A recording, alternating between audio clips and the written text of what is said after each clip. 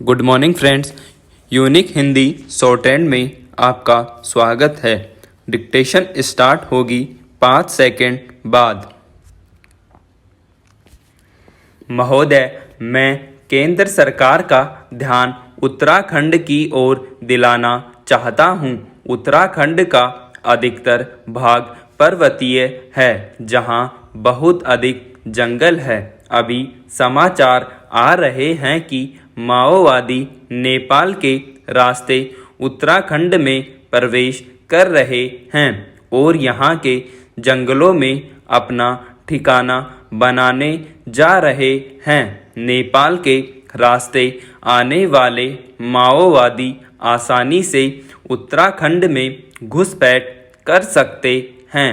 एक बार उत्तराखंड के जंगलों में छुपने के बाद उन्हें अपनी गतिविधियां चलाने में आसानी होगी और इन्हें पकड़ना आसान नहीं होगा।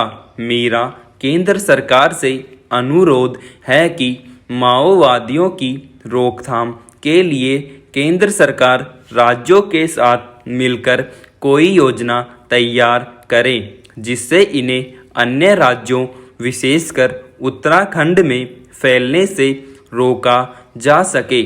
अध्यक्ष महोदय, राष्ट्रीय कृषि नमूना की सर्वे की 59वीं रिपोर्ट के मुताबिक सिर्फ 4% किसानों ने फसल बीमा करवाया है और 59% किसानों को तो इसकी जानकारी तक नहीं है। करीब 15% किसानों को जैव खाद्य की जानकारी नहीं।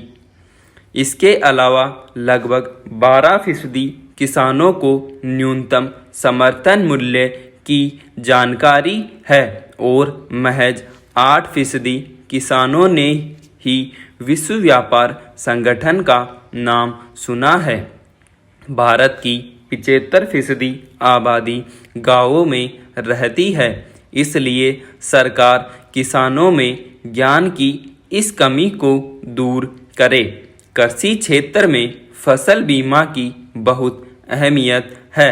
हमारे देश में बाढ़ और सूखे से फसल बर्बाद होना आम बात है, इसलिए मेरा सरकार से अनुरोध है कि फसल बीमा किसानों के लिए अनिवार्य किया जाए और फसल बीमा में बाढ़ या सूखाग्रस्त इलाकों में मंडल की बजाय गांव को यूनिट माना जाए, जिससे किसानों को हुए नुकसान का सही जायजा लिया जा सके और उन्हें ठीक से क्षतिपूर्ति दी जा सके। महोदय, केंद्र सरकार द्वारा देश में विशेष आर्थिक क्षेत्र स्थापित करने की स्वीकृति देने के बाद देश के कतिपय राज्यों में इसका किसानों द्वारा किए जा रहे विरोध को देखते हुए इस नीति पर पुनर्विचार करने की आवश्यकता है। सरकार द्वारा विशेष आर्थिक क्षेत्र का विकास का पैमाना मानकर देश में कृषि योग्य भूमि के अधिग्रहण कराए जा रहे हैं। आज देश में 1894 के भूमि अधिग्रहण कानून के अंतर्गत किसानों की भूमि अधिग्रहित की जा रही है। इतने पुराने कानून से किसानों को भूमि का न उचित दाम मिलता है, न उनके विस्थापन पश्चात भली भांति पुनर्वसन होता है। कृषि कार्य में संलग्न किसान विस्थापन के पक्षपात झुग्गियों में रहने और मजदूरी करने के लिए बाध्य किए जा रहे हैं। हमारी प्राथमिकता किसानों और कृषि होनी चाहिए, लेकिन देश के किसान और बदहाल होते जा रहे हैं। विशेष आर्थिक क्षेत्र के देश भर में हो रहे विरोध को इसका प्रतीक समझकर विशेष आर्थिक क्षेत्र का पुनर्विचार करने तथा देश की प्राथमिकता में बदलाव कर इसे किसान और कृषि आधारित बनाने के लिए विचार करना आवश्यक है।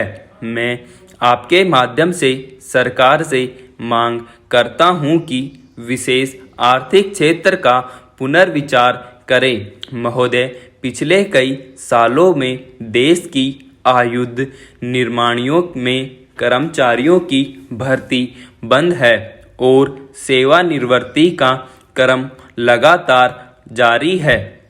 वहीं दूसरी ओर अधिकारियों की संख्या में लगभग 10 गुना वृद्धि हुई है, जिसका परिणाम यह है कि वर्तमान में कुशल कर्मचारियों की संख्या में लगभग 50% के आसपास कमी हो गई है, जबकि इन्हीं निर्माणियों से प्रशिक्षित किए हुए हजारों कुशल कारीगर जगह जगह ठोकरें खा रहे हैं।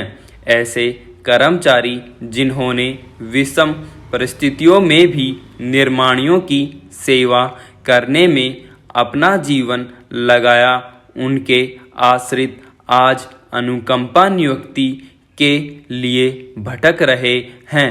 कर्मचारियों की संख्या में हो रही कमी के कारण उतने ही समय में अधिक काम करने का मानसिक दबाव भी उन पर है। धीरे धीरे इन सारे सुरक्षा संस्थानों का अस्तित्व समाप्त होता चला जा रहा है।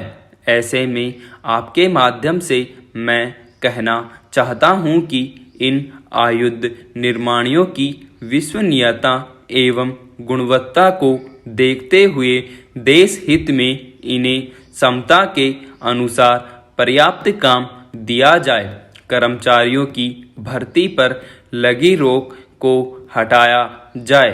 प्रशिक्षु बेरोजगारों को नौकरी पर लिया जाए और अनुकंपा नियुक्ति के नियमों को सरल करके देख कर्मचारियों के आश्रितों को रोजगार प्रदान किया जाए, ताकि कर्मचारियों की कमी के कारण रक्षा उत्पादन कार्य में आ रही समस्या को दूर किया जा सके और साथ ही विश्व स्तरीय प्रतिस्पर्धा के इस युग में सरकारी क्षेत्र की ये आयुध निर्माणियों रक्षा के क्षेत्र में देश को आत्मनिर्भर बनाने में अपनी महत्वपूर्ण भूमिका का निर्वहन कर सके। मेरा वित्त मंत्री महोदय से आग्रह है कि इस वर्ष की उपरोक्त परिस्थितियों को देखते हुए, जैसा कि नारकोटिक्स विभाग के अधिकारियों द्वारा भी स्वीकार किया गया है तथा विभाग के अधिकारियों द्वारा स्वयं मौके पर जाकर कहीं कहीं स्थिति का आकलन भी किया गया है, इसमें शिथिलता दिए जाने को उचित माना है।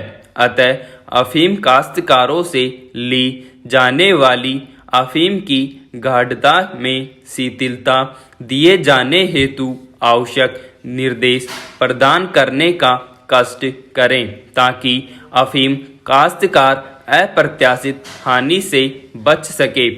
मध्य प्रदेश के मंदसौर, नीमच तथा रतलाम जिलों में तथा राजस्थान के चित्तौड़गढ़ तथा झालावाड़ आदि जिलों में जहां अफीम की काश्त बहुतायत में होती है, विगत दिनों असामयिक वर्षा होने तथा साथ ही तेज आंधी चलने के कारण अफीम की गाढ़ता में जो 55 डिग्री अपेक्षित है, उसमें स्वाभाविक रूप से प्राकृतिक प्रकोप के कारण कमी आई है, जिसके बारे में सैकड़ों अफीम काश्तकारों द्वारा अफीम तौल केंद्रों पर अपनी आपत्ति दर्ज कराई गई है।